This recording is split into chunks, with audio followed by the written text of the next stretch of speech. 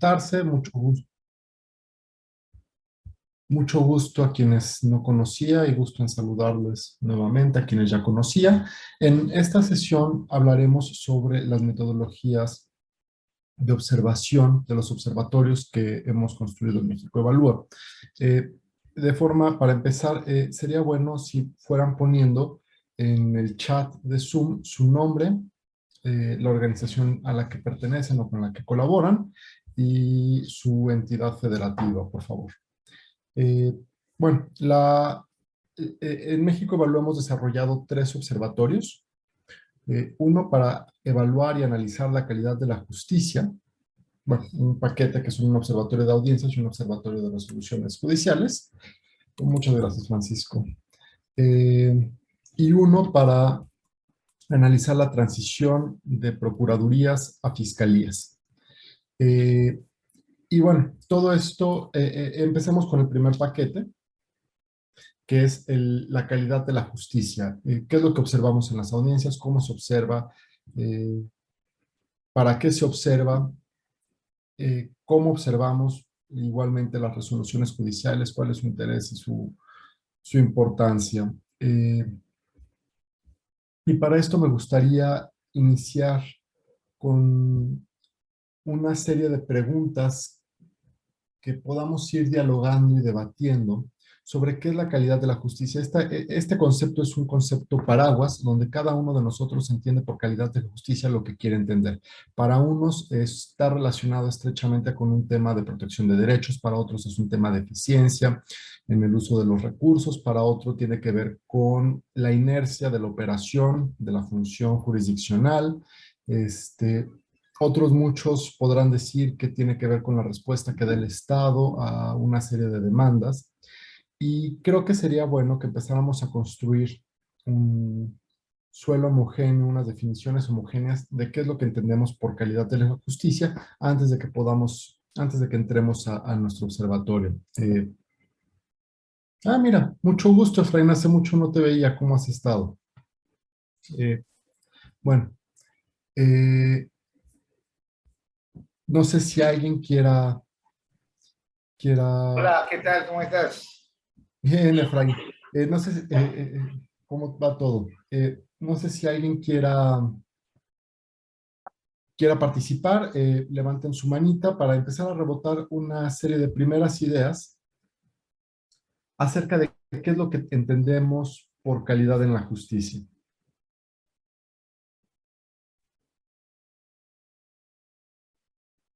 Adelante, Laila. Bueno, una de las cosas que más estamos trabajando dentro de INCIDE-FEM es lograr la transversalidad de la perspectiva de género y derechos humanos. Yo creo que sin estas dos cualidades no estamos logrando calidad al momento de hacer justicia. Y cuando tú dices que no estamos logrando calidad, ¿a qué te refieres? Pues que ¿Cómo realmente, por entendería para ti? ejemplo, en la experiencia se está recibiendo a las víctimas, ya se les está atendiendo, hay un poquito ya menos de revictimización de parte de las personas porque ya han recibido capacitaciones, las que toman las denuncias, por ejemplo, pero de todos modos, a la hora de los juicios, la forma en que se toman las decisiones de parte del juez o la jueza siguen siendo sin perspectiva de géneros y sin derechos humanos. Entonces, para ti la justicia está relacionada con una dimensión de protección de derechos. Perfecto. Muchas gracias, Laila. Francisco. Gracias, saludos a todos.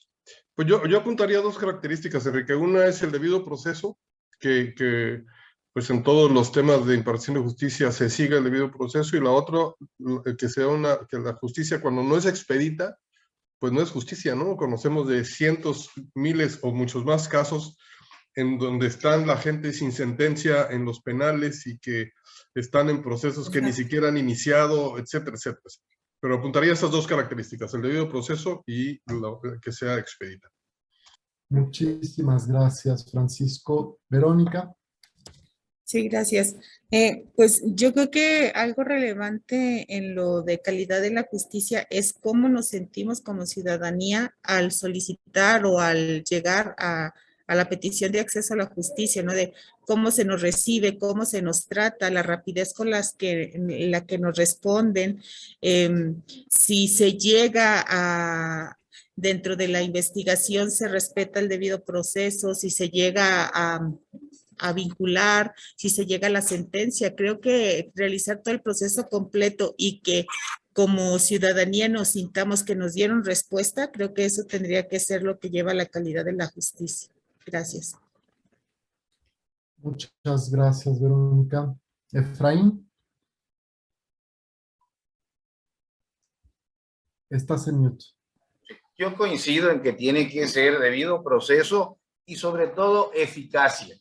Acá nos encontramos con que los jueces emiten resoluciones que no son acordes al delito. O sea, obviamente se encuentra dentro del mínimo y máximo que el código contempla, pero por ejemplo, te comento, acá en Tabasco los feminicidios están sancionando con 30 años de prisión, a diferencia del secuestro, donde se le aplican 50. Hay una desproporción, ¿no? Analizando la gravedad del delito, obviamente los dos son graves, pero deberían ser medidos con una misma perspectiva. Ok, una atención diferenciada.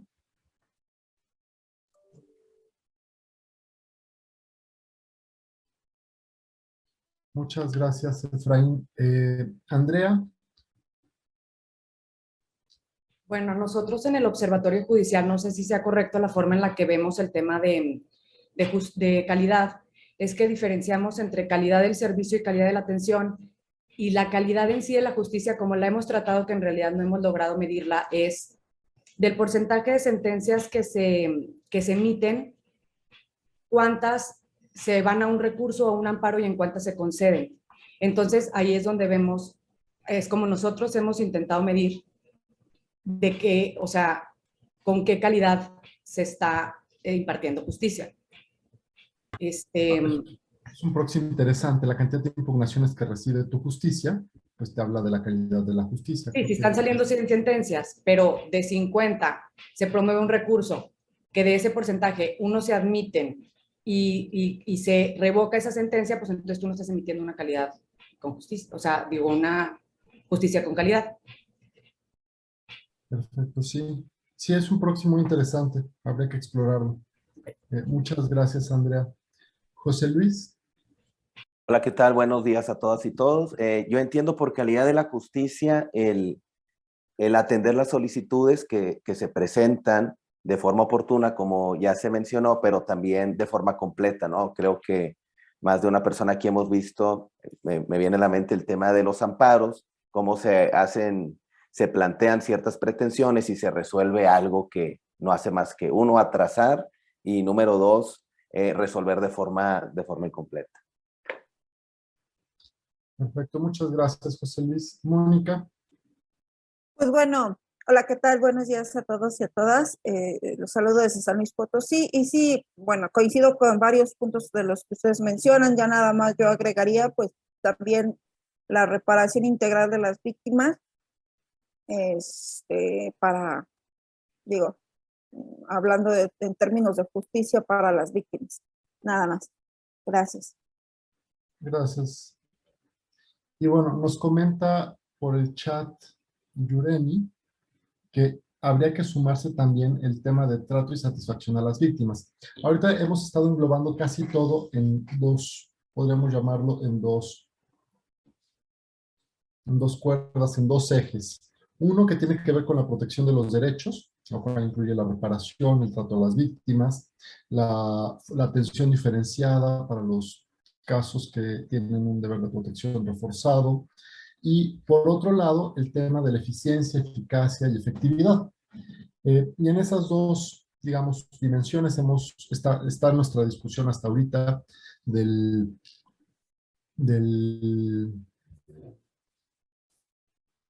la calidad del sistema.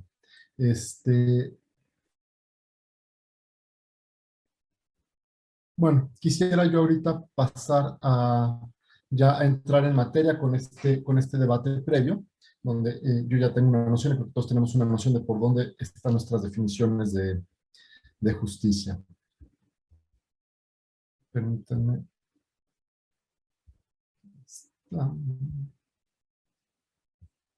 Sí se ve bien, ¿verdad? Si quisieran, si tuvieran dudas, levanten la manita y si Jorge me puede interrumpir cuando vea alguna duda, porque yo no los veo a nadie. Muchas gracias. Bueno, para nosotros, la audiencia, en las audiencias, la calidad se da en clave de 3 dimensiones, que tiene que ver con eficiencia, eficacia y efectividad. En términos de eficiencia, si se logran los objetivos de cada una de las audiencias.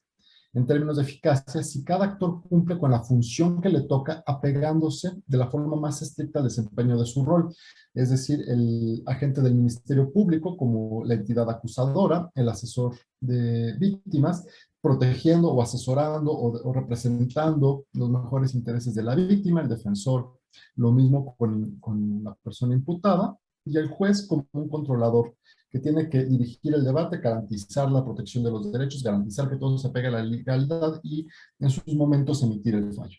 Y por último, la efectividad, que tiene que ver con la protección de los derechos y la protección de las vulnerabilidades. Cuando una persona llega al sistema penal, se encuentra ante el poder más absoluto del Estado, ya sea como víctima, ya sea como imputado, ambas personas llegan con un alto nivel de vulnerabilidad. Y en este sentido, el Estado tiene que tomar todas las medidas necesarias para proteger las vulnerabilidades de ambas partes y de los testigos. No se puede inclinar la balanza hacia un solo lado. Si el Estado no logra garantizar estas vulnerabilidades, hay una parte del sistema y de la calidad del sistema y de la calidad de la justicia que se está perdiendo. Y está perdiendo entonces efectividad. Si un actor no cumple con su parte con su rol, con sus funciones, se está también perdiendo una parte de la calidad, porque el sistema como sistema depende de la interacción de los actores. El Ministerio Público no se entiende a sí mismo, sino en relación con la defensa, y la defensa no se entiende por sí misma, sino en relación con el Ministerio Público, y a su vez la víctima y el asesor de víctima no se entienden, sino en su relación con ambos. Es decir, lo que cada uno de ellos hace impacta en el desempeño de los demás y impacta en el desempeño de la justicia. Bueno, empecemos con cada una de las audiencias. La audiencia inicial, que tiene como objetivo donde se realizan los primeros actos procesales, está el control de la detención, la formulación de la imputación, la discusión e imposición de medidas cautelares, el plazo para el cierre de la investigación y la vinculación al proceso. ¿Y para qué se tiene esta audiencia? Pues para informar a la parte de sus derechos, demostrar la comisión de un delito, demostrar la probable participación del imputado y vincular al proceso si se logra acreditar todo lo anterior. ¿Cuáles son los roles que se desempeñan? Bueno, por parte del juez, controlar y dirigir el debate. Y esta es una constante. Esta se repite en todas las audiencias. Tiene que garantizar la contradicción, la oralidad, la inmediación, la publicidad y el irrestricto apego a la legalidad. Garantizar que las partes, víctima e imputado, conozcan sus derechos. Ha habido una concentración en explicar los derechos de la víctima, del imputado, y se abandona un poco esta explicación a la víctima. Y bueno, controlar la legalidad de las actuaciones, que aunque pudiera ser evidente, es necesario explicar esa función, y resolver la situación jurídica de la persona imputada en lo que respecta a las medidas cautelares que se le van a imponer o a la vinculación a procesos. ¿Cuál es el rol del agente del Ministerio Público? Formular la imputación, es decir, exponer los hechos, la calificación preliminar, la fecha, lugar y modo de comisión del hecho, la forma de intervención del imputado. Solicitar medidas cautelares, pero justificando los riesgos procesales que representa la persona imputada, y solicitar y motivar la vinculación a proceso. Exponer los datos de prueba, la probabilidad de la que la persona imputada lo haya cometido. A su vez, la defensa tiene como función como parte de su rol, informar a la persona imputada sus derechos, solicitar las aclaraciones y precisiones, asesorar al imputado sobre sus declaraciones, que tiene derecho a no declarar, que puede no contestar preguntas, y presentar los datos de prueba para la imposición de medidas cautelares. Y por último, el asesor de víctima, que aunque no es un requisito esencial su participación en esta audiencia, sí es importante que esté como un mecanismo de protección de derechos. Y tiene como rol informar a la víctima de sus derechos, solicitar las aclaraciones y precisiones, intervenir cuando requiera o corregir y fortalecer a la agente del Ministerio Público y presentar los datos de prueba para la imposición de medidas cautelares. Estos son los roles. Y lo que nosotros evaluamos, y así se vería un poco la evaluación, es qué tanto el set de indicadores y el desempeño de los actores protege los derechos, garantiza la igualdad procesal, tiene su desempeño está adecuadamente fundado y motivado, hay un control de la audiencia, hay claridad en la exposición, hay precisión de datos e información, la calidad de la argumentación y el nivel de contradicción. Estas categorías, estas dimensiones las analizamos a lo largo de todas las audiencias. Ahora, pasando a la audiencia intermedia, que tiene como objetivo ofrecer y admitir los medios de prueba, así como depurar los hechos controvertidos que serán resueltos en el juicio oral. ¿Qué acontece? La vinculación a proceso, la exposición resumida de la acusación, la exposición de la víctima de la persona imputada, el acuerdo probatorio y la oposición al acuerdo probatorio, y la exclusión de medios de prueba. ¿Y para qué se tiene? Bueno, primero para lograr el descubrimiento probatorio, garantizar la legalidad de la obtención de todos los medios de prueba, garantizar la pertinencia de los medios de prueba y sobre todo depurarlos para que no pasen pruebas sobreabundantes o innecesarias a la etapa de juicio. Y en este caso, los roles no son muy... Sí, escucha alguien. ¿Alguien habla? Sí, perdón la interrupción, Enrique. Pidió la palabra desde hace rato José Luis Valdés. Dime, José Luis. Sí, muchas gracias. Tengo una duda. ¿Cómo se le asigna un valor a estos aspectos que se evalúan? Por ejemplo, ahorita... Lo veremos más adelante en la metodología. Es a través de una serie de indicadores que nosotros tenemos elaborados para cada una de las audiencias, donde seguimos el flujo procesal y cada indicador está evaluado a estándares de desempeño. Hay estándares, hay indicadores binomiales, sí o no, y hay otros que son de escala de nulo, satisfactorio, pertinente, óptimo y buena práctica. Cada uno de estos valores tiene una calificación que se pondera y se traduce en las calificaciones del desempeño tanto del indicador como del operador, de la etapa, de la audiencia y de la dimensión. Ok, muchas gracias. Gracias. Bueno, en la audiencia intermedia los roles no varían tanto. Por parte del juez es nuevamente controlar y dirigir el debate, verificar que se haya dado el descubrimiento probatorio, resolver sobre las controversias que se presenten y excluir los medios de prueba que sean sobreabundantes, innecesarios o no estén relacionados con el objeto de la investigación. Por parte del Ministerio Público es realizar el descubrimiento probatorio, permitir el acceso a todos los registros de la investigación, incluyendo aquellos elementos que no se pretendía ofrecer como medio, y dar a conocer a la persona imputada y a su defensor los medios de prueba que pretende ofrecer en la audiencia. Hay muchísimas más acciones que se pueden desarrollar, pero estas son las centrales. En cuanto a la defensa, es señalar los vicios formales del escrito de acusación y requerir su corrección, dar a conocer a la gente del Ministerio Público los medios de prueba que se pretenden ofrecer, presentar las incidencias necesarias y promover las excepciones cuando sea procedente. Y el caso del asesor de víctima es un espejo similar al de la defensa, es constituirse como coadyuvante en la acusación, solicitar el pago de la reparación y cuantificar su monto, ofrecer los medios de prueba para complementar la acusación y presentar las incidencias necesarias. Las calificaciones, de un ejemplo que tenemos, se podrían ver así, pueden variar, pero más o menos así es como se ve una calidad de una intermedia en un estado.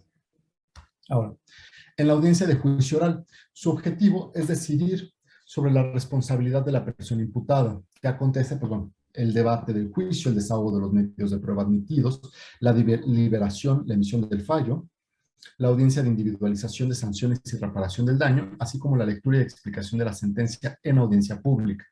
¿Para qué? Pues para señalar las acusaciones objeto del juicio, resolver los incidentes, dirigir el debate, valorar las pruebas, fundar y motivar todas las resoluciones, deliberar y emitir un fallo. Y los roles siguen siendo más o menos la misma lógica, con tenues variaciones.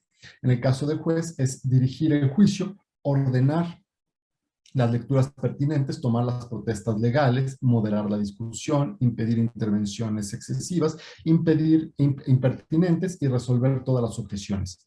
Y por otro lado, la función jurisdiccional, que es emitir el fallo relacionando cada uno de sus argumentos con lo acontecido y lo planteado por las partes durante las audiencias. Del agente del Ministerio Público es soportar su teoría de caso, desahogar los medios de prueba que le fueron admitidos, respetar los principios de contradicción, oralidad, interrogar, contrainterrogar y recontrainterrogar, para acreditar su acción apegándose a las reglas del litigio. La defensa tiene aquí unas funciones espejo, que es igualmente soportar su teoría de caso, refutar la teoría de caso del agente del Ministerio Público, respetar los principios de contradicción y oralidad, e interrogar y recontrainterrogar para acreditar su acción apegándose a las reglas del litigio. Y el asesor de víctima también son espejos sus funciones, que es soportar su teoría de caso, apoyar, enmendar la teoría de caso del agente del Ministerio Público, respetar los principios, interrogar y apegándose a las reglas del litigio. Y en el caso del estado de ejemplo que evaluamos, así se ve la etapa del juicio oral. Hasta aquí el observatorio de qué es lo que observamos y para qué observamos en las audiencias. Ahora pasamos al observatorio de las resoluciones judiciales. Aquí nada más como un paréntesis, las resoluciones judiciales, las que nosotros analizamos, las sentencias, tienen el detalle que pudieran ser analizadas como una totalidad en sí mismas y agotándose a sí mismas. Si uno las observa solo a ellas, se puede extraer muchísima información y muchísima riqueza de ellas, pero se toma todo lo que está ahí como cierto. Nosotros, en cambio, buscamos ampliar la observación e intentamos observar 3 ámbitos: el ámbito de principios del procedimiento, la protección de los derechos de las partes y la calidad de las resoluciones judiciales. En muchos aspectos, esto no se puede observar de una sentencia en sí misma. No podemos ver en la sentencia cómo fue protegido o cómo se dio el respeto al principio de validad o al principio de inmediación. Esta información nosotros la obtenemos a través de la observación de las audiencias.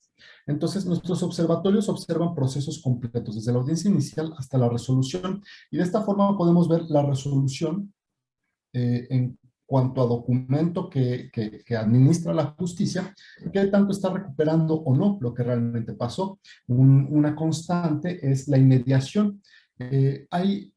Es común y es práctica corriente que hay cambios de jueces durante el juicio, y eso afecta a la inmediación, pero esto no es retomado en la sentencia.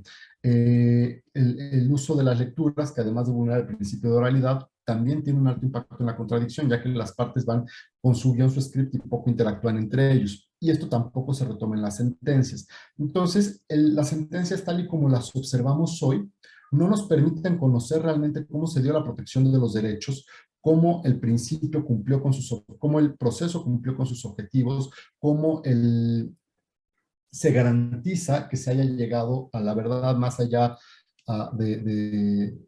si se condena más allá de toda duda.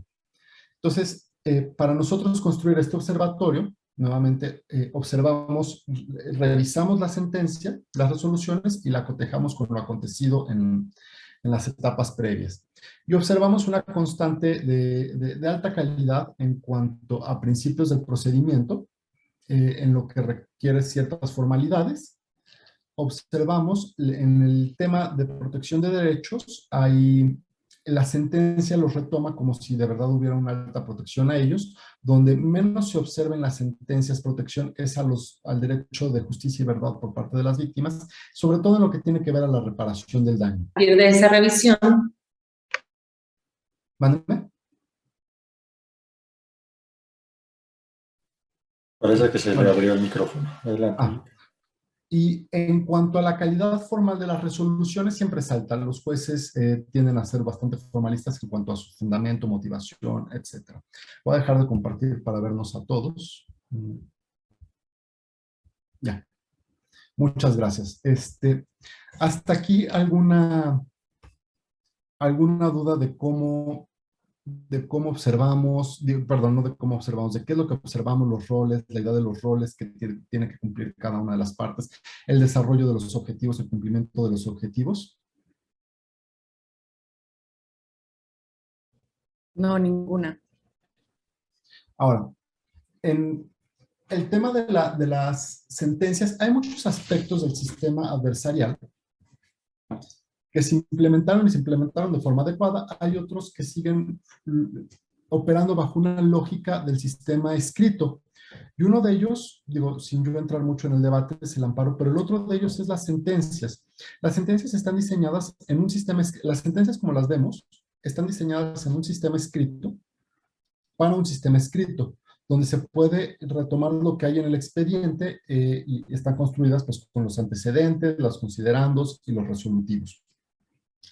Pero en el sistema adversarial, donde se tiene que dar cumplimiento a una serie de principios, que desde algo, digo, tal vez no tan fundamental como la publicidad, hasta algo estrictamente esencial como es la contradicción, esto no se observa y no se refleja en las sentencias. Y creo que sería bueno que pudiéramos debatir cómo se debería ver una sentencia acorde al sistema adversarial. No sé si tengan alguna como reflexiones sobre eso o tengan alguna idea de cómo, o en la práctica de ustedes como abogados o como practicantes, ¿qué limitaciones han tenido en las sentencias al momento de poder entender qué fue lo que pasó en el proceso?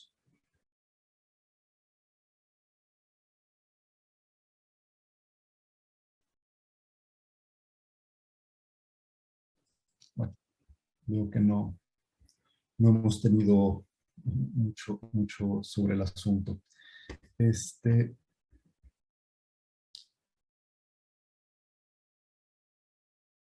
¿Ustedes qué elementos consideran que debieran ser incorporados o retomados en las sentencias?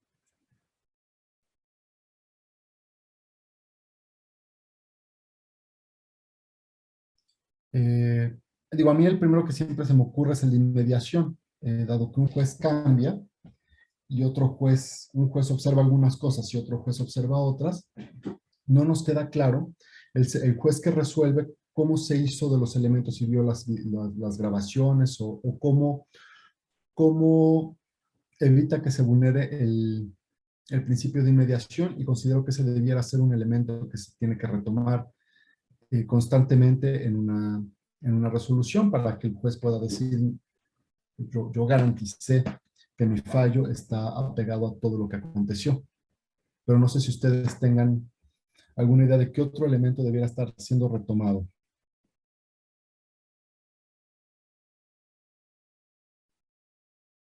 Tal vez la contradicción o la forma en la que el juez garantizó la protección de los derechos de víctimas e imputados, si hace una lectura de sus derechos, no solo la pregunta vacua de si los conoce, sino una sucinta explicación, sobre todo a la víctima. Tal vez ese también pudiera ser retomado. Eso que aquí, Enrique, y aquí valdría la pena como conectar esta pregunta de inicio, ¿no? De qué entendemos por calidad y algunas respuestas que nos dieron, ¿no? En ese momento específico o en ese elemento del proceso penal que son pues, las resoluciones y cómo, y retomando la pregunta, ¿qué reflejaría, ¿no? Una justicia de calidad en esa resolución? Otra vez, ¿qué elementos debería tener esa resolución pensándolo en términos de un proceso penal, una justicia de calidad?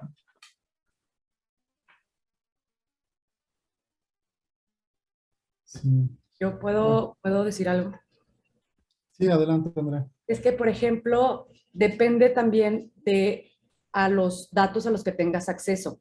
Que, por ejemplo, algunas organizaciones sí tienen acceso a revisar las sentencias, digo todos porque pues, son públicas, pero dependiendo como de los datos que se estén utilizando. Yo por eso mencionaba que nosotros, a lo mejor, si yo no me puedo meter a estar analizando varias sentencias porque no tienes el personal o algo y tienes los puros números globales, una de las formas en la que puedes medir, por ejemplo, la calidad en esa resolución o si se cumplió con ciertas cuestiones de legalidad y demás requisitos, un indicador te lo da, bueno, a cuántas otro juez la consideró ilegal.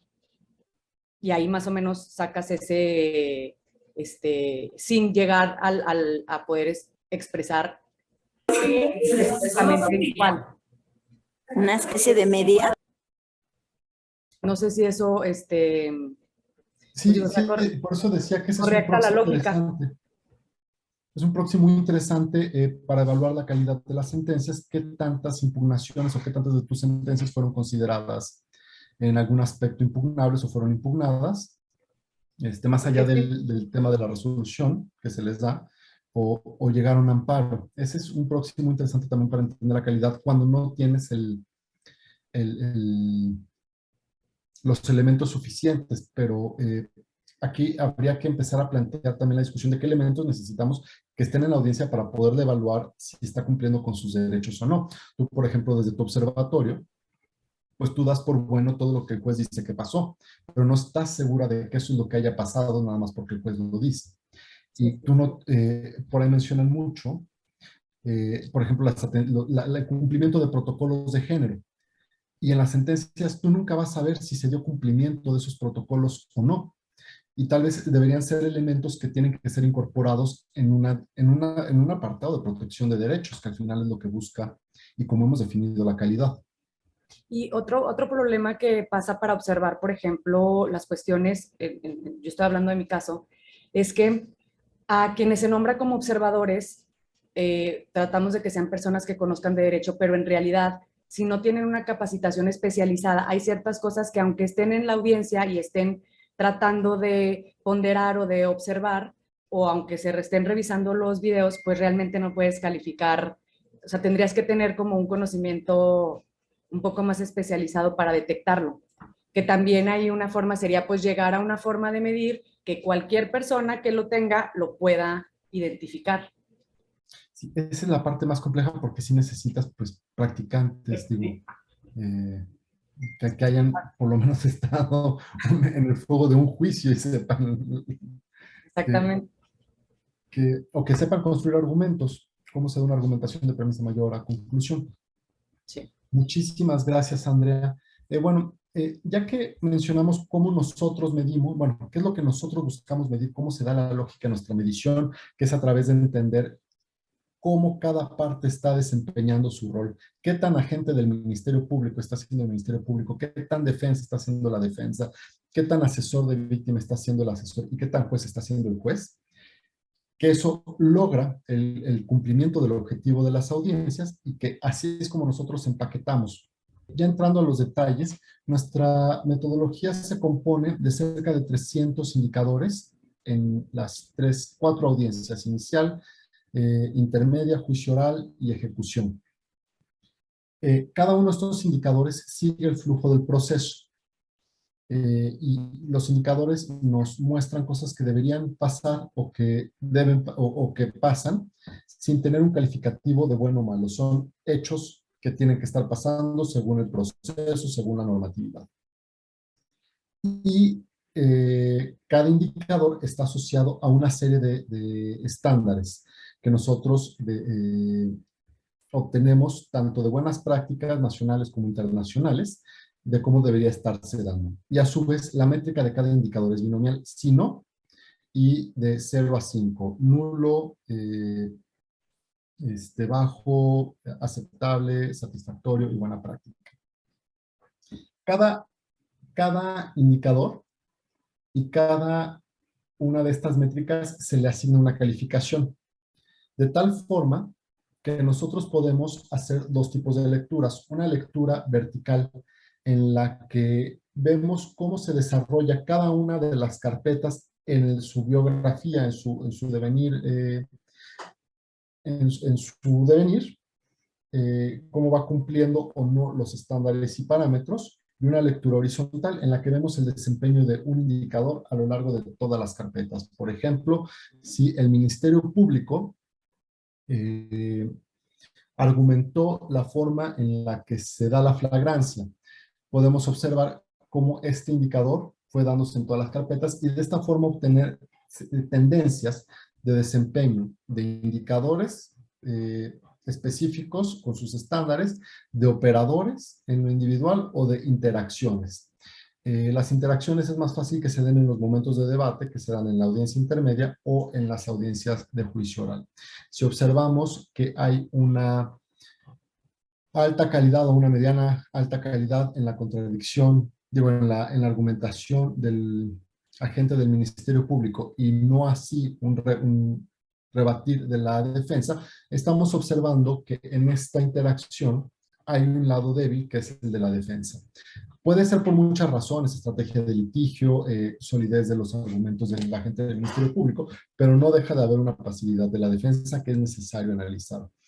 Podemos observar también ciertos patrones, por ejemplo, que tienen que ver en la protección de los derechos de las víctimas, la presencia del asesor victimal en la audiencia inicial, la lectura de los derechos o el informarle los derechos a la víctima por parte del juez, garantizar que tenga un asesor de víctima, y no permitir que el Ministerio Público se asuma de facto como el garante de sus derechos. Y podemos observar ese tipo de tendencias que nos habla de las protecciones hacia una de las partes. Y de ahí, por tanto, hablar de calidad en términos de protección de derechos. Igual con el imputado, podemos buscar derechos en específico, como el de la presunción de inocencia, a través de los indicadores que nos hablan del debate de las medidas cautelares, cuando se da, cuando no se da, pues que es prisión preventiva oficiosa, pues ya estamos viendo ahí una pequeña vulneración a su presunción de inocencia. Hemos detectado, por ejemplo, en Querétaro, una práctica interesante, una buena práctica, donde los jueces dicen, independientemente de que es un delito que merita prisión preventiva oficiosa, eso no me obliga a mí a imponerla, pero no me exime de la obligación de abrir el debate y discutir el debate. Y entonces, aunque todos conocen el resultado, que va a ser la imposición, sí, se hace el debate de alguna forma para el juez garantizar y demostrar la necesidad o no que hubiera tenido en circunstancias normales esa prisión preventiva. Aunque el resultado siempre va a ser el mismo, prisión preventiva, porque es oficiosa, hay un intento de proteger la presunción de inocencia en las muy limitadas posibilidades que tiene un juzgador cuando algo le es impuesto por la norma. También podemos observar, por ejemplo, temas de reparación de daño, tendencias. Pudiera no haber tendencias, pero una tendencia que observamos constantemente es la afirmación y la aceptación por parte de todos, por parte del asesor o del Ministerio Público cuando funge como asesor de víctima, que la emisión de la sentencia es suficiente reparación del daño. Y bueno, eso ni aquí ni en China es suficiente reparación del daño, porque la reparación del daño se tiene que dar en la medida en la que el delito descarriló tu vida. Y si el delito te la descarrila de una u otra forma a mayor o menor impacto, la sentencia no te la reencarrila. Entonces, el poder observar a una minuciosidad o a un zoom, a una situación tan microscópica como esto, nos permite identificar las reales áreas de oportunidad que está teniendo el sistema. No solo hablar en abstracto, necesitamos capacitaciones, no, necesitamos capacitaciones en términos de atención diferenciada, porque estamos observando que hay una revictimización o que no se están usando de forma adecuada los protocolos o que los casos que requieren por norma hay un mandato de protección de deber de protección reforzado, no se está haciendo la protección reforzada. Entonces necesitamos capacitar en los protocolos tales o en entender lo que es, por ahí creo que mencionaba Efraín, los impactos diferenciados de la comisión de un delito. También pudiera ser un tema de elevar a diálogos sistémicos de los operadores con sociedad civil, con academia, lo que implica la reparación del daño. El decir que la reparación del daño, la sentencia es constituye por sí misma la reparación del daño, o es mero acto es el acto de reparación del daño sin contemplar nada más que eso, pues es una tendencia, creo que muy del sistema tradicional, donde la víctima no era el centro, no era una parte siquiera importante en el proceso, y era el vehículo para que el Estado pudiera interrelacionarse con el imputado. El nuevo sistema no, el nuevo sistema pone a la víctima en el centro. El conflicto se da entre víctima e imputado, no entre Ministerio Público e imputado. Entonces, el hacer este tipo de afirmaciones nos regresa a una lógica previa. Entonces, vaya, la riqueza de este tipo de observaciones a través de indicadores que nos muestran qué es lo que debe pasar y cómo debería estar pasando, nos permite hacer recomendaciones muy puntuales, muy específicas para las realidades de cada estado. Claro, en genérico podemos decir, a todos los estados nos falta oralidad. Pero de ahí a ver cómo está impactando la oralidad, de ahí a ver el problema está siendo oralidad o el problema está haciendo cambios en los agentes del Ministerio Público.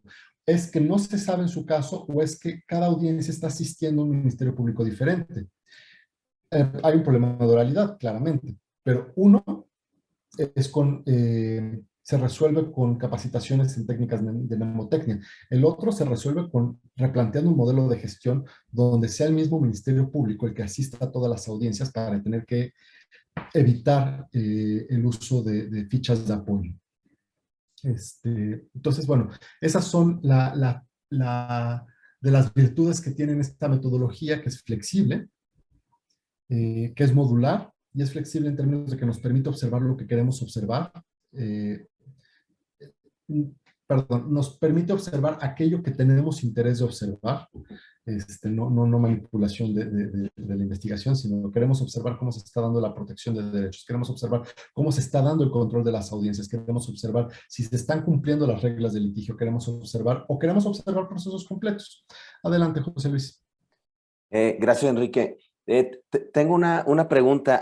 ¿Se han planteado a generar indicadores para medir la calidad en el razonamiento probatorio, en cómo llegan a conclusiones probatorias los órganos jurisdiccionales, ya sea, por ejemplo, para el dictado de una autovinculación a proceso, de la propia sentencia absolutoria o condenatoria? Sí, esos indicadores los estamos contemplando. Este año estamos haciendo un replanteamiento de la metodología. La hemos corrido durante 2 años, lo cual nos ha permitido ver los límites y alcances que tiene, y ese es uno de los límites que ha tenido. Nosotros, como lo resolvemos, es a través de abogados, con nuestros abogados conmigo, el ir analizando los argumentos como nos enseñan a analizar los silogismos. Si hay una premisa mayor, que sería la norma, una premisa menor, lo que está pasando, y la brecha, que sería la conclusión. Igualmente, así estamos analizando las resoluciones, pero no está todavía previsto en indicadores, lo estamos replanteando y van a estar incorporados, pero es como analizamos todos los argumentos a través de la forma silogística. Denme un segundo. Ok, bueno, entonces, así, esta recomendación, esta forma modular, como decía, de flexible, que nos permite observar aquello en lo que tenemos interés observar. Mi organización, mi observatorio, se dedica a temas de atención diferenciada y de entender la vulnerabilidad de los derechos de género. Podemos observar toda una serie de categorías. Inclusive, la muestra se puede pedir ad hoc a ello. Nosotros pedimos 2 categorías: casos rutinarios, que son los robos simples, daños en propiedad ajena, lesiones, que aunque tal vez no deben estar llegando a juicio, llegan a juicio, y aquellos con deber de protección reforzado. Utilizamos esta denominación y no alto impacto, porque alto impacto es una categoría analítica que no está consensuada y que no contiene un set de delitos específicos. En cambio, de protección reforzada, la norma los establece a través del uso de protocolos y acciones diferenciadas. Entonces, homicidio, feminicidio, género, secuestro, violaciones, todos los sexuales, menores, trata. porque nosotros buscamos entender si está habiendo una diferencia del sistema, si el sistema está siendo capaz de diferenciar lo que es masivo para darle atención masiva y aquello que es profundo para darle atención profunda. Pero igualmente la muestra se puede construir si yo tengo interés en entender cómo se está desarrollando el delito de secuestro, cómo se están dando los procesos, cómo se están dando procesos de desaparición forzada, cómo se está haciendo estas atenciones diferenciadas en ciertos fenómenos criminales, pero también lo permite, no hay necesidad de, no es obligatorio hacer las comparaciones que nosotros. Y bueno, como decía, las recomendaciones que se pueden derivar de estos son recomendaciones puntuales que se les puede dar un seguimiento puntual y que pueden ser con medible su impacto a través de una futura observación de audiencias de lo que nosotros hayamos observado y que no caen en las categorías amplias como capacitación en términos de derechos humanos. Bueno, pero eso es que solo es todo y la nada. Capacitación en qué aspecto o en qué derecho o en qué impacto procesal, en qué impacto procesal. De ahí nosotros es que consideramos estas virtudes de flexibilidad modular de nuestra metodología. Hasta aquí es como nosotros analizamos esta cuarta dimensión de hallazgos. Esto se subsume dentro de la gran metodología de hallazgos, del gran por grande, por enorme, por monumental, además de grande porque es bonita, que creo que les explicaron hace unas semanas. Son la dimensión de condicionantes, habilitantes, resultados, que son las condiciones de operación y sus bases de los cimientos del sistema, qué capacidades instaladas se construyen con esos cimientos, qué resultados en términos de distribución está teniendo el sistema, y ya que llegamos a la etapa de juicio, la calidad, cómo esta serie de combinaciones nos está dando una calidad muy visible y muy específica, con una huella muy concreta, y esa huella es las gráficas que les mostramos radiales, cada estado va teniendo una huella diferente. Si algo está bien, hay que identificar qué es lo que estuvo bien, no solo en términos de este set de indicadores, estuvo bien la contradicción, por qué razones, sino también entender cómo esto se está vinculando a un tema de capacidades. Si esto fue relacionado con una serie de capacitaciones, si esto está relacionado con servicio profesional de carrera, si esto está relacionado con un modelo de gestión. Porque lo que acontece en las audiencias y en las resoluciones solo es el reflejo de todo esto demás. Por ejemplo, la falta de personal se observa en los constantes cambios de Ministerio Público y en los constantes cambios de jueces. La falta de personal también se observa en la inexistencia en muchos estados de la asesoría de víctimas o inexistencia real. Formalmente pueden existir, pero nunca se presentan en las audiencias.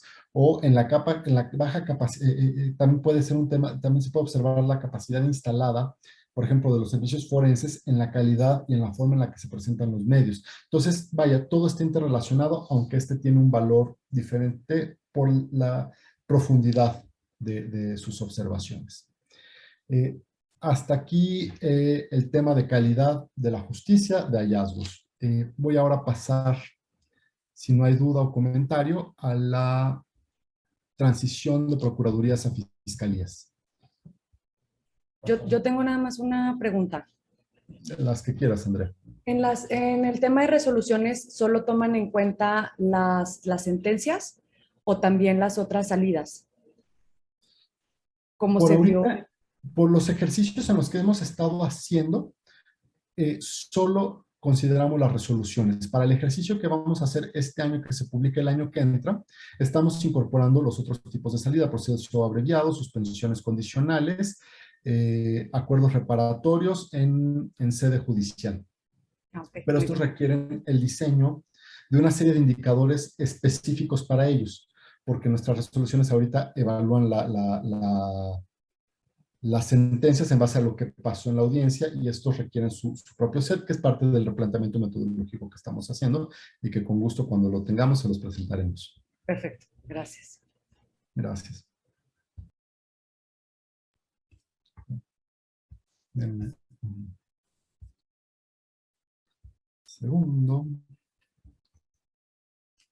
Ahora, nosotros consideramos que parte, así como las sentencias que no están diseñadas específicamente para el sistema adversarial y pierden muchos elementos de valor para el sistema y para el análisis de cada caso, inclusive para poder entender la administración de la justicia, que la justicia esté debidamente administrada, hay otros aspectos que tampoco han terminado de transitar del modelo inquisitivo al modelo adversarial.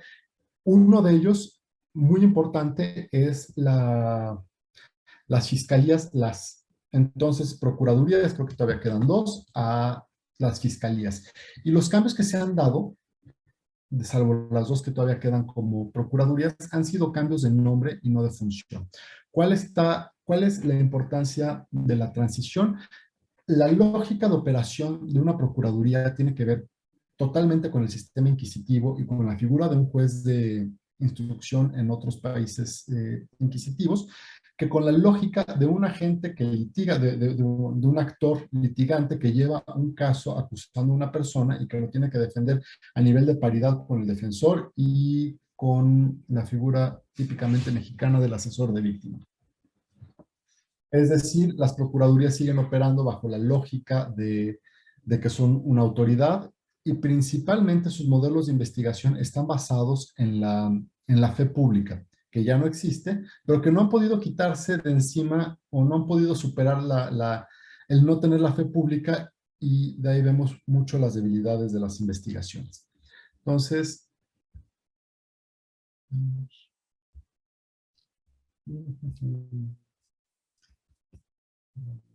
ya los perdí. Aquí está. Y para ello nosotros creamos una serie de lineamientos. Cuando decimos transitar de procuradurías a fiscalías, ¿qué implica transitar? Nuevamente hay que ser como muy puntuales, porque usar estos conceptos amplios solo nos llevan a muchos equívocos. Y entonces construimos primero unos lineamientos de qué es lo que se debe transitar, cómo se vería una fiscalía funcional, cómo es una procuraduría y qué es lo que hay que cambiar. Entonces, en primer lugar, ¿de dónde venimos? Bueno, en 2014 se publica la reforma constitucional en materia política electoral, en la que se da la reforma también al artículo 102 y se da la autonomía de las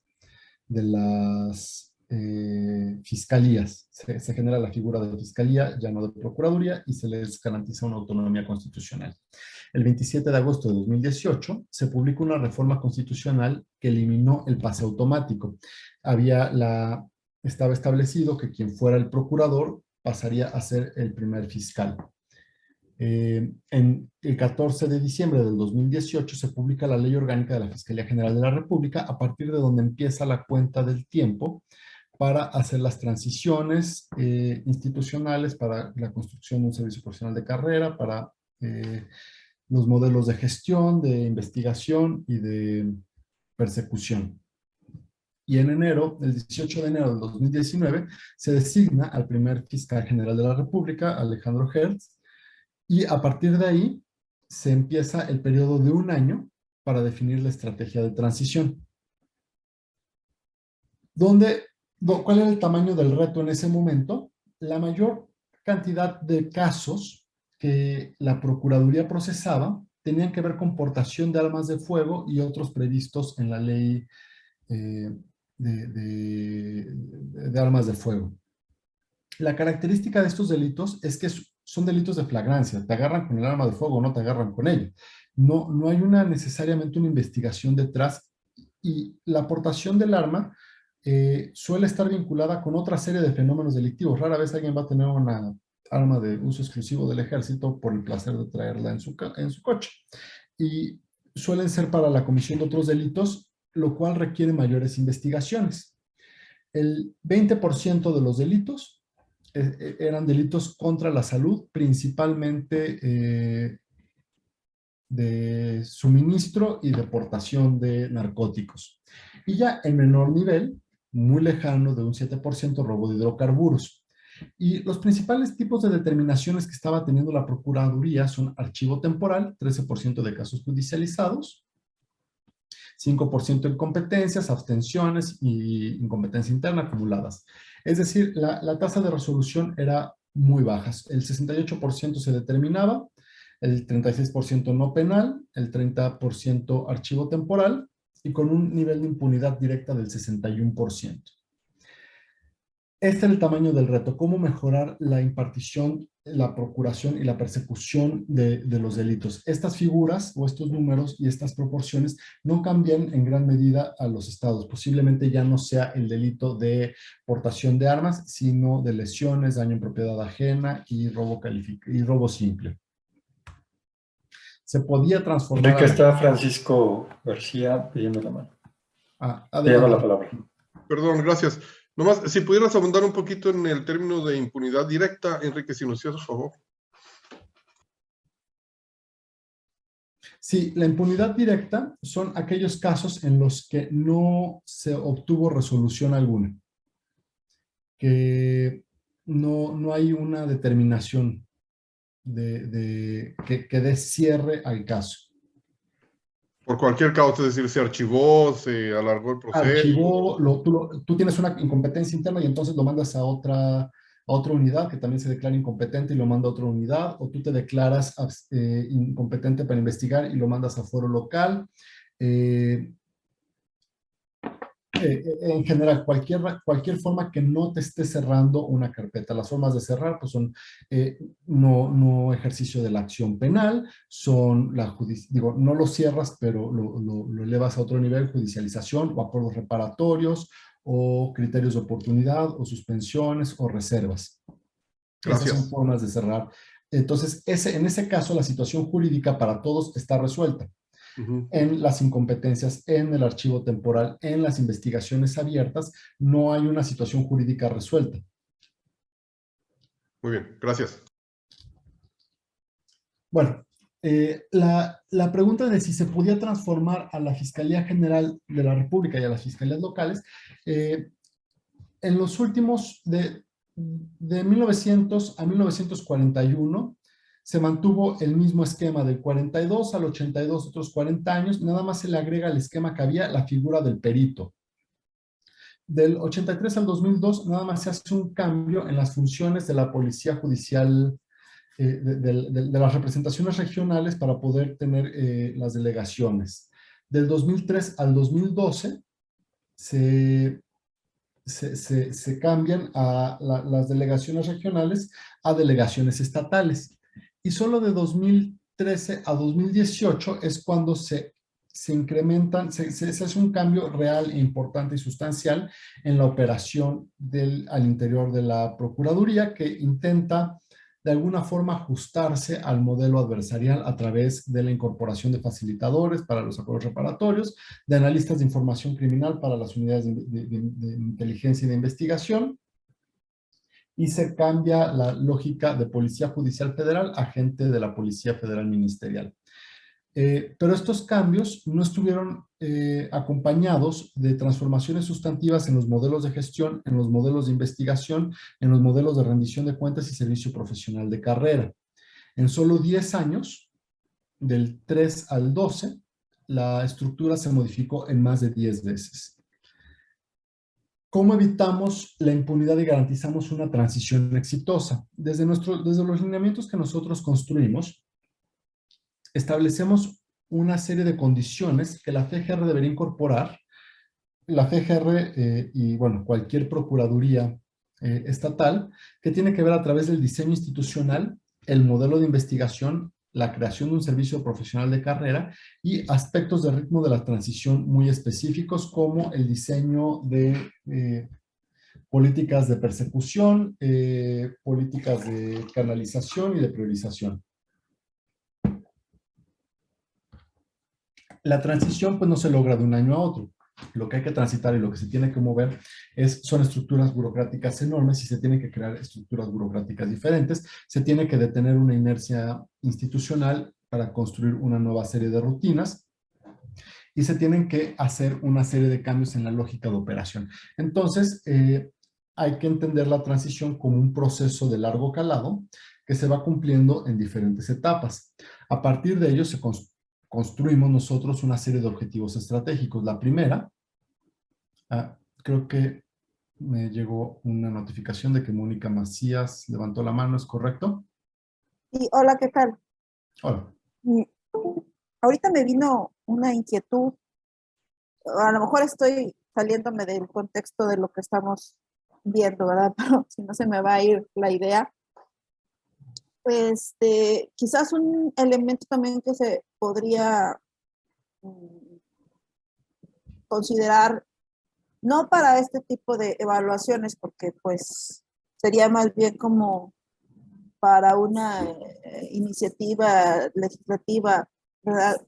De que yo pienso que hay delitos que tienen que ver con los funcionarios públicos o los políticos, y que entonces las fiscalías deben de estar separadas del poder ejecutivo, o sea, deben de ser autónomas, deben de tener como un organismo autónomo, o sea, como los organismos autónomos que no tengan vinculación con el poder ejecutivo. Me refiero, por ejemplo, a fiscalías que tienen que ver con hechos de corrupción o de delitos electorales, que ahí pienso que, pues, en muchas ocasiones ellas, pues, no son imparciales, porque al final de cuentas, recursos y organización dependen del poder ejecutivo.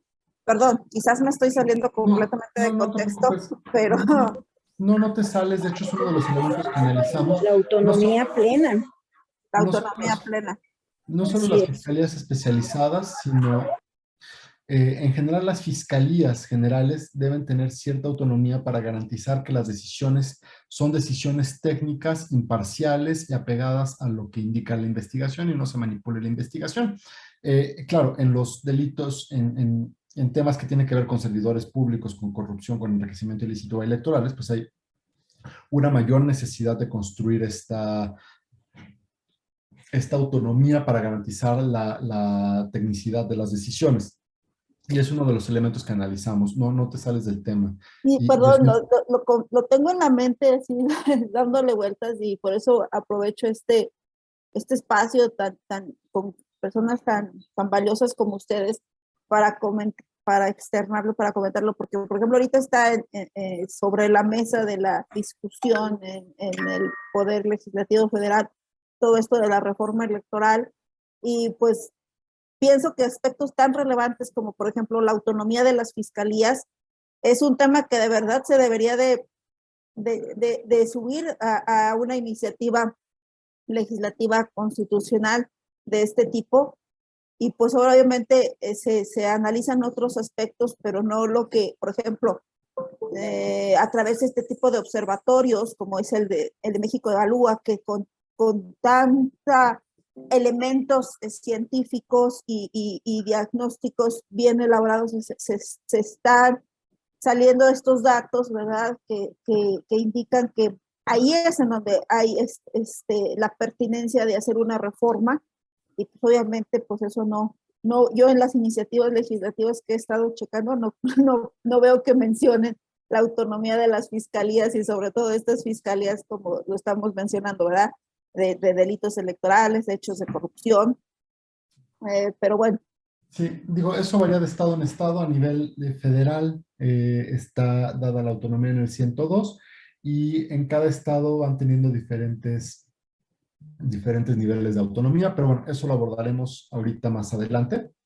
Los objetivos para nosotros de la transición y de los lineamientos es lograr una transformación profunda al modelo de procuración de justicia para favorecer la consolidación del sistema de justicia acusatorio, es decir, una institución que pueda responder de forma adecuada a este nuevo modelo basado en contradicción, en evidencia, en investigaciones, donde la Procuraduría ya no es la autoridad que tiene la fe pública.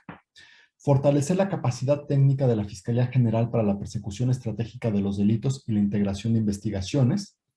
Reducir el nivel de impunidad existente en el ámbito de competencia federal y locales, y asegurar el respeto estricto a los derechos humanos de víctimas e imputados.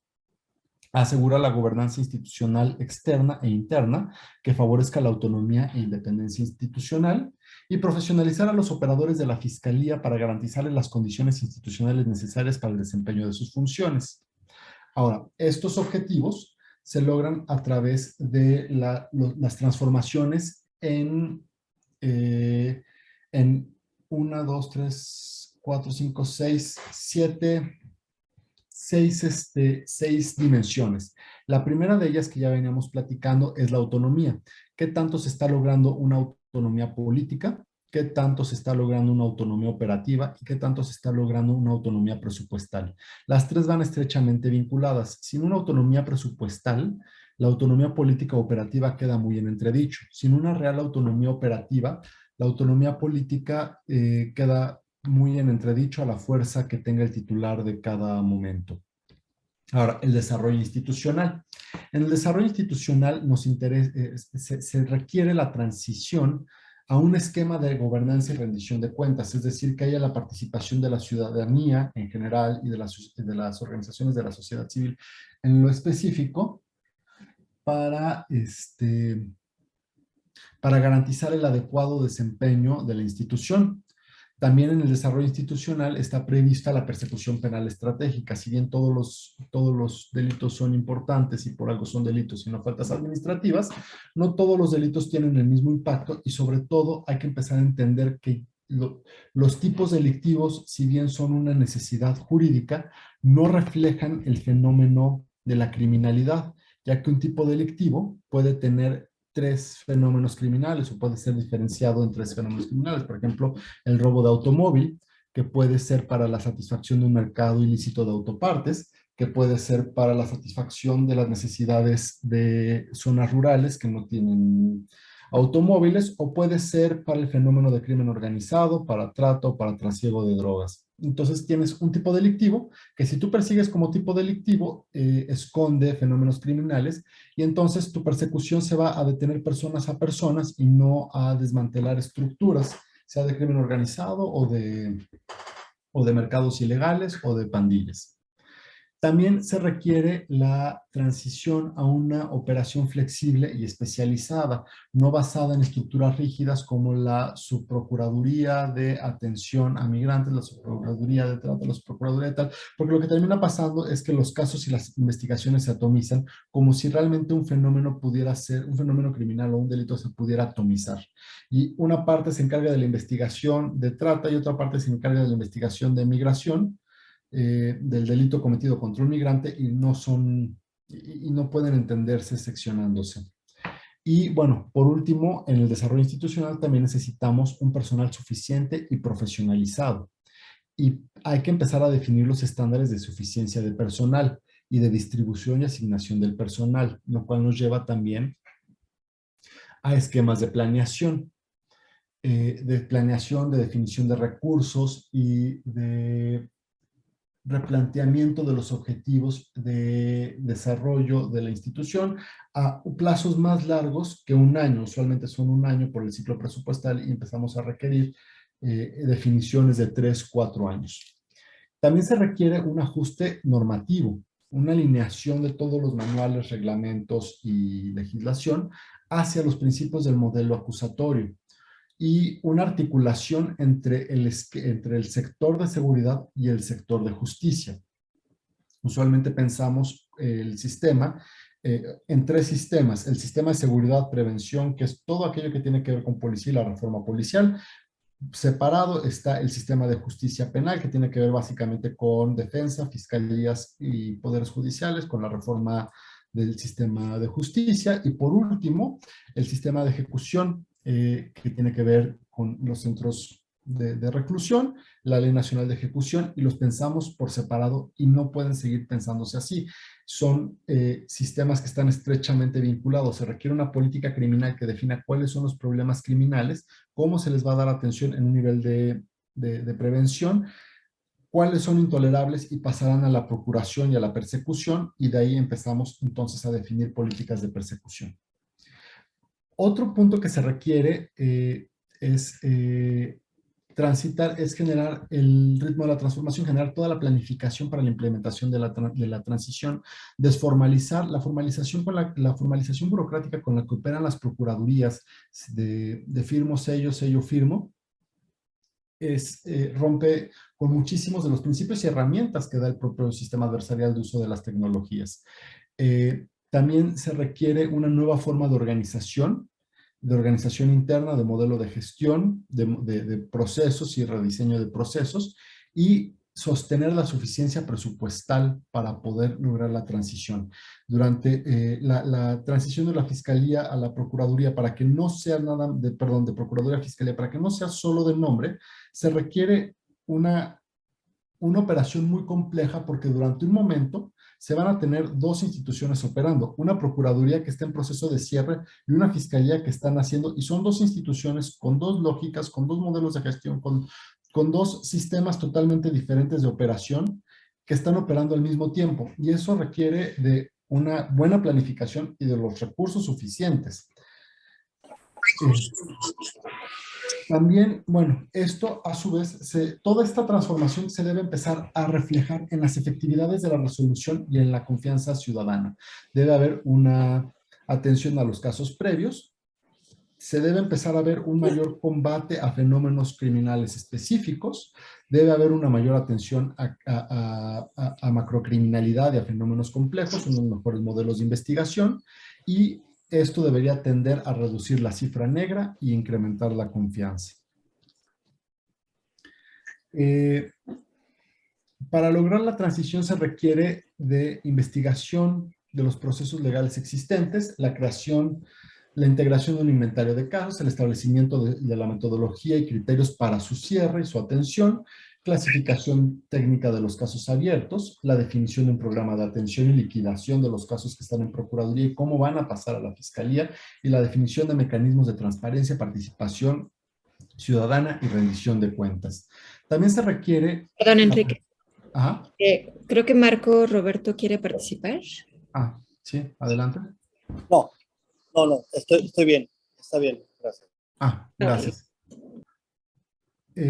La persecución penal estratégica y el modelo de investigación criminal para la planificación de la persecución penal, la estructura y la creación de los equipos de trabajo, la clasificación de los equipos de trabajo, cómo se va a dar el despliegue territorial, cuáles van a ser las dinámicas y los roles, cómo se va a dar el esquema de flexibilidad, cómo se van a relacionar los diferentes células de investigación en sus estructuras y su relación con los servicios periciales. Y por último, la certificación, reclutamiento y profesionalización, así como la separación del nivel del personal, que tiene que ver con la creación de un servicio profesional de carrera. Ahora, el modelo de investigación requiere una coordinación para la investigación, una policía de investigación específica. Debemos quitarnos esta idea de que el Ministerio Público es un abogado que se pone un chaleco antibalas y se cree policía, y a su vez el policía de investigación se pone un traje y se cree abogado. No, debe haber los fiscales que hacen su trabajo de fiscales y de llevar los casos en su parte de proceso legal, y la policía de investigación que tiene que proveer todos los insumos. Aparte del fortalecimiento de los servicios periciales, que va relacionado con la crisis forense que tenemos, el análisis criminal no se puede seguir atendiendo caso por caso. Si seguimos bajo el esquema de caso por caso, persona por persona, pues requeriríamos de que la mayor parte de la población de cada entidad trabajara para la Fiscalía en la investigación y casi nadie cometiera delitos. Y bueno, la infraestructura de apoyo para la investigación. También se requiere como pilar central la atención temprana y canalización de asuntos, una unidad de atención temprana, de tramitación masiva, de mediación y solución alterna de conflictos, así como de la investigación criminal. Y las unidades de investigación, operación y estructura de las unidades de investigación, qué tipos de unidades, qué tipos de investigación se va a tener, cómo va a ser la flexibilidad operativa y la investigación integral. Y bueno, la parte central de todo esto es crear un plan de persecución penal para justo empezar a definir cuáles son las prioridades del Estado y cómo se le va a empezar a dar atención a las prioridades criminales del Estado. No se puede resolver todo de la misma forma. Y el sistema está diseñado para dar respuesta masiva a aquello que es masivo y respuesta profunda para aquello que es profundo, y actualmente no lo estamos haciendo por la ausencia justamente de políticas criminales y de planes de persecución. Hasta aquí el Observatorio de la Transición en a nutshell, en lo más resumido posible. Se han desarrollado 2 ejercicios de este observatorio. El primero fue para la transición de la Fiscalía General, de la Procuraduría General de la República a la Fiscalía General de la República. El segundo se realiza para dar seguimiento al de la PGR y a la Fiscalía de la Ciudad de México. Y ahorita estamos preparando la tercera edición, donde vamos a analizar de otra forma para entender cómo está cada uno de los estados en los elementos básicos para detonar estas transiciones. Y bueno, para detallar un poco más la metodología, preparamos un video que describe mejor esta metodología. Probablemente sepas que la anterior Procuraduría General de la República cambió a Fiscalía General de la República hace unos años, al menos ante la ley. Pero, ¿qué distingue a una Procuraduría de una Fiscalía? ¿Por qué es tan importante que tengamos una Fiscalía eficiente en la práctica? Te lo explicamos con un breve juego de lotería. Tiene claridad en sus funciones de investigación y de litigio. Toma sus decisiones basándose en criterios técnicos. Sigue procesos previamente establecidos, lo que permite dar certeza a la población sobre el actuar de la Fiscalía. Cuenta con servidores públicos profesionales, con perfiles técnicos. Su personal es continuamente evaluado. Investigan y hacen su labor. No obedecen ciegamente órdenes. Investiga fenómenos criminales y no solo casos aislados. Prioriza la investigación de los delitos que más impactan en la población. Su gestión está diseñada con base en sus prioridades, no en el tipo de delitos. Ve a la sociedad civil como un aliado en su fortalecimiento. Construye su agenda criminal y de problemáticas con la participación de la ciudadanía. Si nuestra Fiscalía no tiene todas estas cartas, no estará en condiciones de ofrecernos justicia y reducir la impunidad. La transición de PGR a FGR sigue en marcha. ¿Hasta cuándo podremos decir lotería?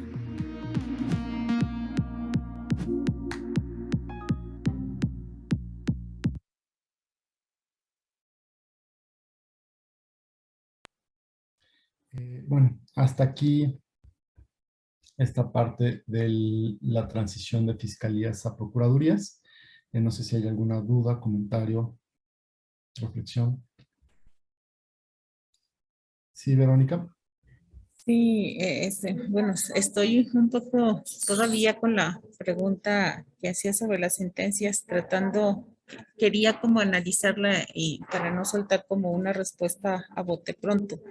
Pero bueno, ahorita retomo eso. Ahorita con lo de las transiciones de Procuraduría a Fiscalía, creo que uno de los problemas más fuertes, sobre todo con este video que acaba de pasar de lo de la lotería, es el respeto a los perfiles técnicos. Creo que se sigue siendo un problema de no respetar el servicio profesional de carrera y que se estimule y se valide al personal que ya se tiene ahí, que se va especializando.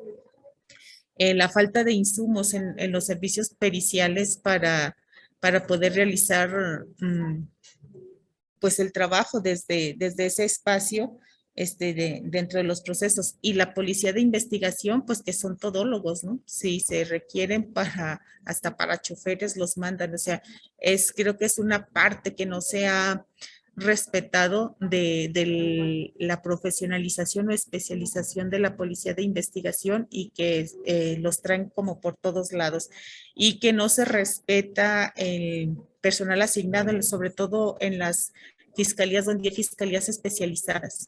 Luego también se sigue rotando y se va perdiendo esa especialización y capacitación que se va haciendo de su personal. Y bueno, pues lo más lamentable que veíamos ahorita dentro de tu explicación, pues que no se respeta tampoco los presupuestos y bueno, Zacatecas sufrió un embate presupuestal a todas sus instituciones en este año y eso pues impacta directamente en la operación de las instituciones. Yo creo que en cuanto a eso que acabas de mencionar, es esa parte.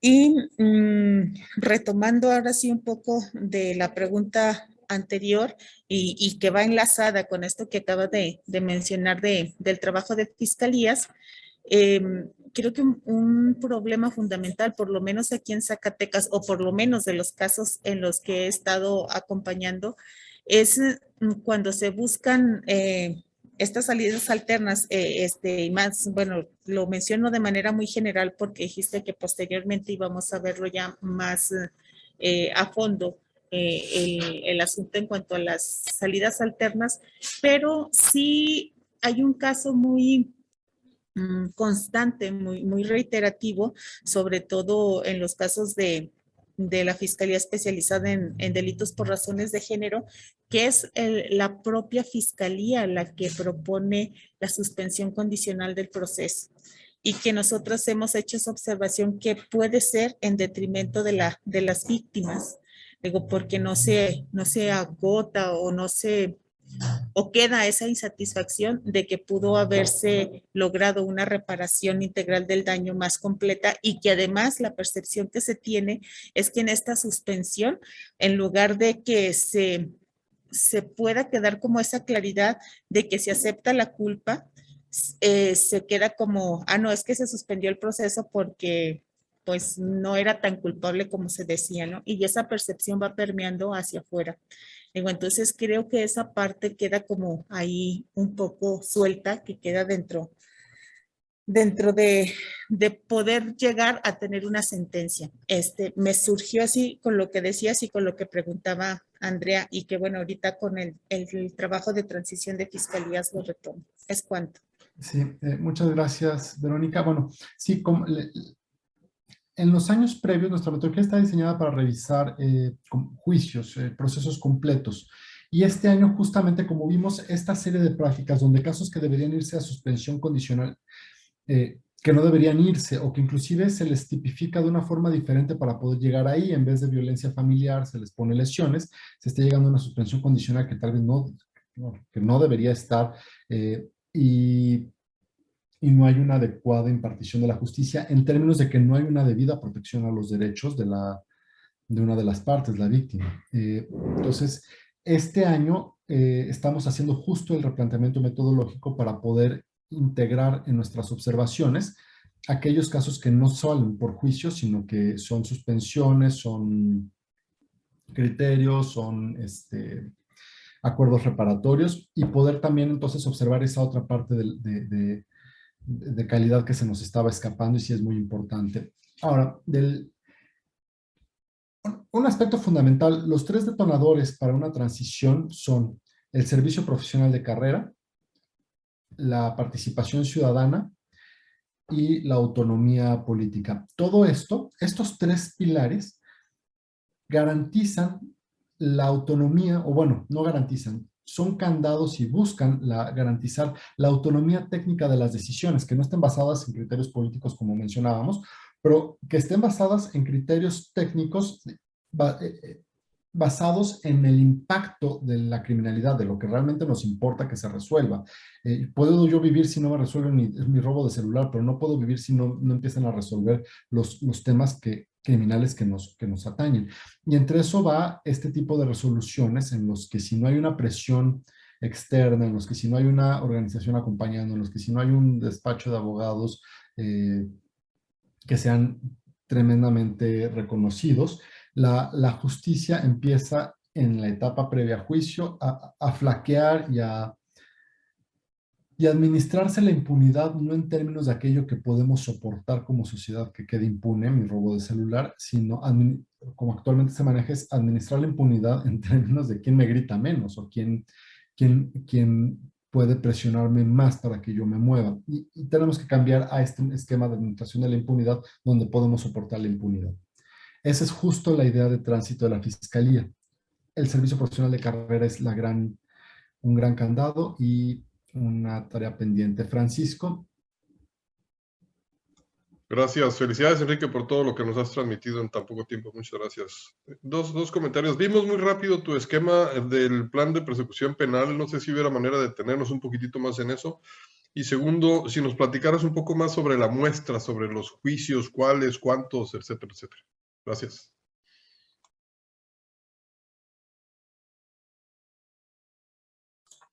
Tú has cerrado tu micrófono, Enrique. Una disculpa.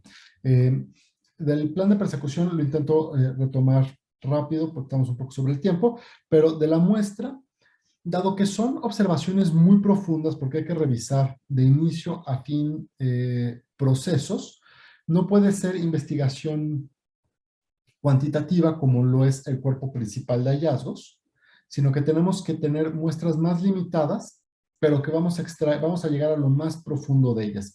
Entonces, la muestra para el año pasado, que se acaba de publicar, se acaba de presentar hace un par de días el Observatorio de Calidad, fue en San Luis y en Querétaro. Tomamos 16 procesos para cada estado, 16 San Luis, 16 Querétaro, solicitando que la muestra fuera la mitad rutinarios y que, bueno, fuera el estado quien escogiera los de mayor incidencia. Casi todos fueron robo simple, robo calificado, robo en grado de tentativa, pocos daños en propiedad ajena y lesiones. Y la otra mitad, casos con deber de protección reforzado, que incluyen homicidio, feminicidio, delitos sexuales en todos sus vertientes, desde abuso, hostigamiento, acoso, violación, que hubiera casos que involucraran a personas menores de edad, secuestro si llegaba a haber. Y más o menos sí nos dieron esa mitad. ¿Por qué lo construimos así? Porque podemos soportar que no haya una alta calidad en los robos en grado de tentativa, que nos dieron varios. Podemos ahí entender que al ser rutinarios, al ser masivos, al ser de bajo impacto en cuanto a los efectos en la víctima, siempre y cuando en los delitos de deber de protección reforzado la calidad fuera alta. Entonces, por eso pedimos así la muestra. Esa es nuestra muestra, puede haber otras formas de construir la muestra. A nosotros nos interesa mucho entender y analizar cómo se está comportando el sistema en términos de género para identificar las asimetrías y la falta de diferenciación, de políticas diferenciadas y necesidades de acciones sobre un tema que de agenda nacional es fundamental. Pero esa es la construcción de nuestros intereses, puede haber otros intereses. Y bueno, el de 16 fue porque nuestra capacidad instalada. Ya irnos a 18, 20 se nos dificultaba mucho la vida. Este año, para publicarse el año que entra, vamos a observar a 4 entidades igual en 16 procesos. Y lo de la política de persecución penal, te propongo que en el paquete que les hacemos llegar, de todos nuestros materiales, ahí está la presentación y podemos seguir teniendo otra charla o seguir teniendo el diálogo acerca de cómo construir una política de persecución penal, porque pasa por la definición de los problemas criminales y ese es de cada estado. No es lo mismo la realidad criminal en Yucatán, que tiene que ver mucho con borrachazos, la realidad criminal de la Ciudad de México, que tiene que ver con asalto en transporte público, que la realidad criminal de Nuevo León. Entonces, de ese punto partimos hacia todo lo siguiente. Entonces, ahí pues sí son acciones diferenciadas por estado. Muy bien, muchas gracias, Enrique. Listo. Bueno, entonces, ¿algo más, Enrique? No, nada más agradecerles a todos su tiempo, su atención, su paciencia, y bueno, la rapidez con la que tuve que dar esto no me permitió profundizar en muchos de los temas que ustedes probablemente tengan interés, pero estoy totalmente abierto a poder seguir explorando los temas que son importantes para ustedes. Muchas gracias. Muchas gracias a ti, Enrique. Fue realmente una labor titánica, ¿no? Esto de poder conjuntar prácticamente 3 metodologías, ¿no? En una sola sesión de 1 hora y media. Entonces, muchas gracias, Enrique. Bueno, les enviaremos, como ya lo mencionó Enrique, este paquete de materiales, ¿no? Es importante que ustedes tienen interés en profundizar en estos temas, en estas metodologías, revisen los reportes que ya integramos, que a su vez algunos tienen ya la propia metodología, ¿no? Y pues que sepan que estamos en la mejor disposición, ¿no? de resolver dudas. Esto pues tiene el propósito de que ustedes vayan internalizando, ¿no? esta información y sobre todo de cara a los resultados de los ejercicios de aplicación que se realizan, pues que pueda la información ser utilizada o ser aprovechada, ¿no? para impulsar temas, impulsar propuestas, ¿no? Que ustedes desde su experiencia, ¿no? Desde el trabajo que hacen, se puedan impulsar, ¿no? Bueno, ya estamos cerrando este taller, nos pasamos unos minutos, solo queremos pedirles también, por favor, que respondan el cuestionario de salida, lo pusimos en el chat, quienes no tengan la oportunidad de hacerlo ahora, se los vamos a compartir también en el correo, ¿no?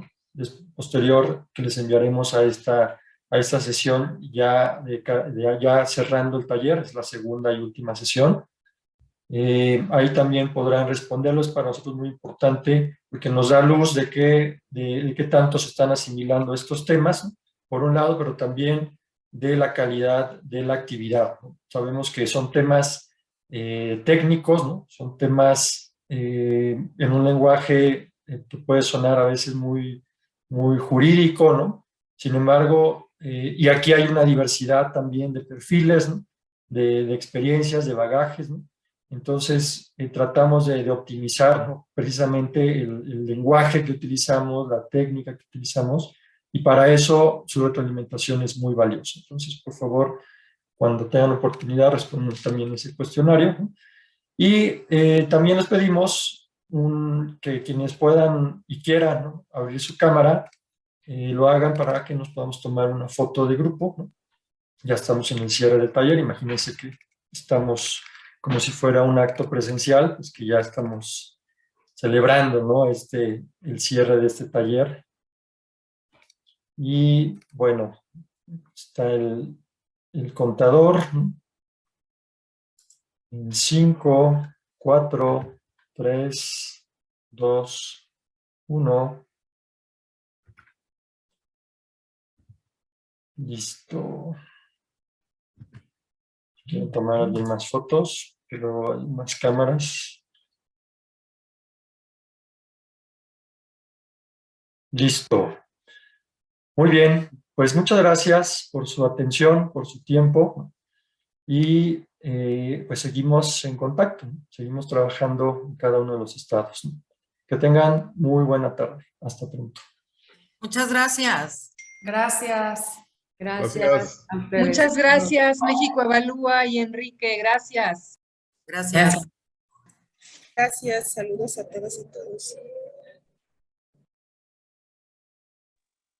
Hasta pronto, saludos a todos.